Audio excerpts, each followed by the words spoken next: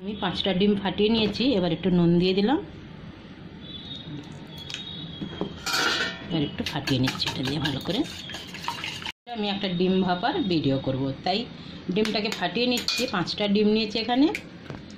ডিমগুলো এরকম করে সব এই পাত্রের মধ্যে ফাটিয়ে নিয়েছি। ডিমগুলো আজকে খুব বড় বড় সাইজ এসছে আমাদের বাড়িতে। এই বাসনে একটু সর্ষের তেল দিয়ে দিচ্ছি, তাহলে ডিমটা বের করবার সময় তো খুব ভালো বেরিয়ে আসবে। তেল লাগিয়ে নিয়েছি বাসনটাতে। এবার আমি ডিমটা এর মধ্যে ঢেলে দিলাম।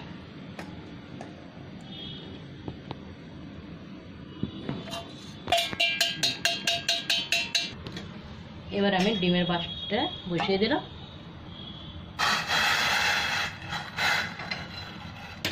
উপর থেকে আমার কাত হয়ে যাচ্ছে, ঠিক হচ্ছে না টিফিনটা। ঠিক আছে, এবার এটা 15 মিনিটের জন্য কম করে দিয়ে দিলাম বসিয়ে। এখানে আমার ডিম ভাপাটা হয়ে গেছে। চাকু দিয়ে দেখলাম লাগেনি, সেদ্ধ ভালো হয়েছে। এবার আমি এই ছুরিটা দিয়ে একটু সাইডগুলো খুলে দিচ্ছি, দিয়ে আমি উল্টে দিচ্ছি।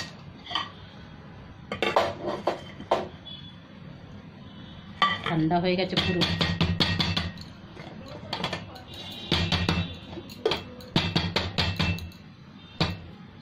বেরোচ্ছে। এখানে আমার ডিমটা বেরিয়ে গেছে। এবার আমি কেটে নিচ্ছি ছোট ছোট করে। এটা ফেটেও গেছে আমার।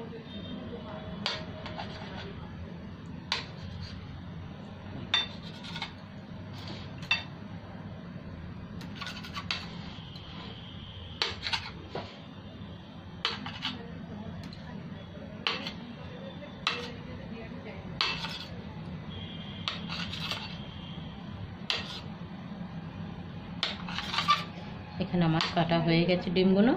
এবার কড়ার মধ্যে তেল দিয়ে এগুলো ভেজে নেব একটু হলুদ দিয়ে।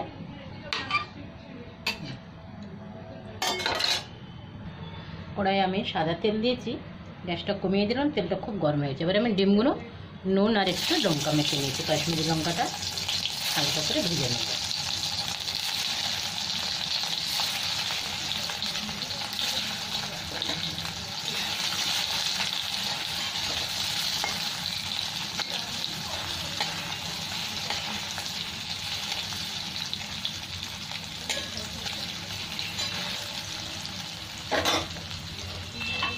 সবগুলো ডিম এরকম করে ভেজে নিচ্ছি।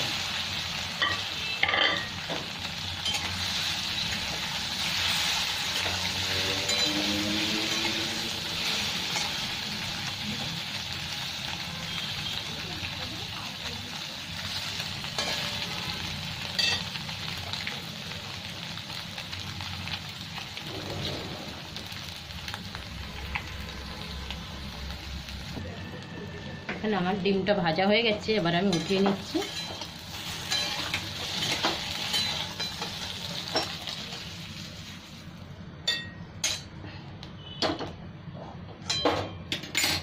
এই কড়ার মধ্যে আরেকটু আমি তেল দিয়ে দেবো।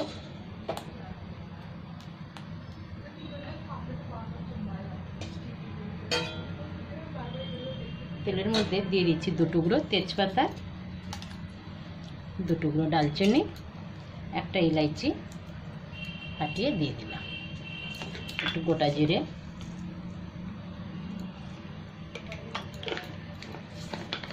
মশলাটা ভাজা হলে 2টো পেঁয়াজ আমি চপারে চপ করে রেখেছি, এই 2টো পেঁয়াজ দিয়ে দিলাম।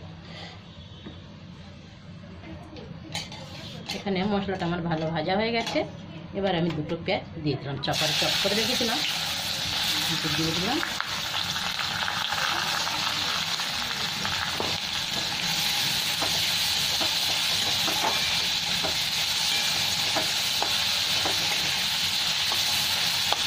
পেঁয়াজটাকে একটু খুব ভালো করে ভেজে নেব। এখানে আমার পেঁয়াজের বেরেস্তাটা হয়ে গেছে। এর মধ্যেই আমি আদা রসুনটা দেওয়া হয়ে গেছে, দেখানো হয় না আপনাদের। এবার আমি দিয়ে দিচ্ছি এক এক করে মশলা শুকনো।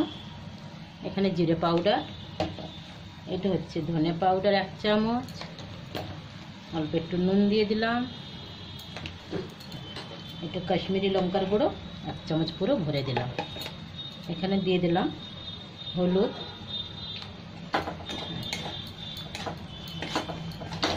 1-2 মিনিট মশলাটাকে ভেজে নেবো, তারপর আমি দুটো টমেটো দিয়ে দেবো। এটা মিক্সিতে পিষে রেখেছি টমেটো, এটা এবার দিয়ে দিলাম।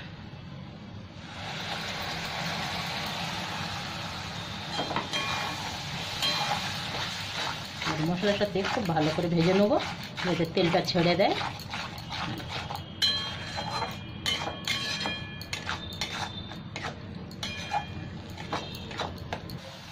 এখানে আমার মশলাটা খুব ভালো ভাজা হয়ে গেছে, তেলও ছেড়ে দিয়েছে।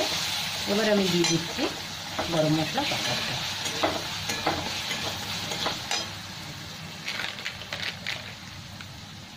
দিয়ে দিলাম গরম মশলা পাউডার। এবার একটু জল দিয়ে দেবো।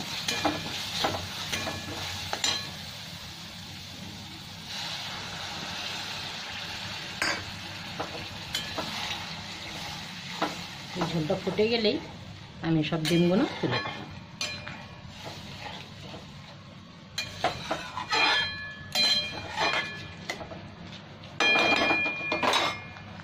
আর একটু লাগবে জল।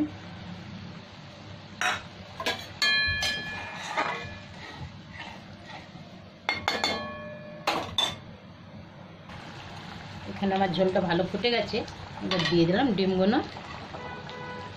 দেখতে হচ্ছে যেন পনিরের টুকরো।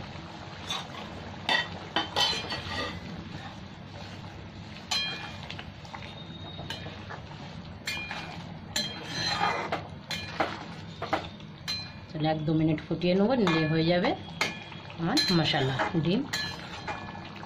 দেখতে তো হচ্ছে পনিরের মতন, পনির মশলাই বলতে হবে এটাকে। এখন